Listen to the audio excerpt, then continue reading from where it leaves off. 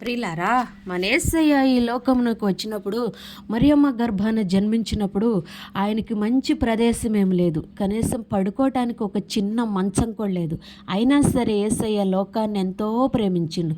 ఆ లోకంలో ఉన్న మనల్ని కూడా ఎంతో గాఢంగా ప్రేమించిండు. నక్కలకి బొర్రెలున్నాయి, ఆకాశ పక్షులకి నివాస స్థలం ఉంది, కానీ నాకు తలవాల్చుకోవటానికి స్థలం లేదని యేసయ్య అంటూ ఉన్నాడు. అయినా సరే నాకు తలవాల్చుకోవడానికి స్థలం లేదని మనల్ని వదిలేసిండా? చాలా ప్రేమించిండు మనల్ని, చాలా హత్తుకున్నాడు ఆయన మనల్ని.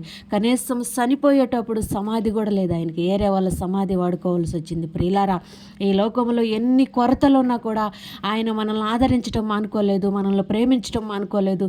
మనకి ప్రేమగా ఈ లోకములో నివాస స్థలాలన్నీ చూపించిండు. ప్రియులారా, ఆకాశములో పరలోకములో శాంతిని, పరలోక రాజ్యాన్ని మనకి ఇయటానికి యేసయ్య ఆ లోకానికి వెళ్ళిపోయి మరలా తిరిగి మన కోసం ఈ లోకానికి వస్తుండు. ఆయన వచ్చేలాగా మనము సిద్ధపడి ఉండాలి. ప్రియులారా.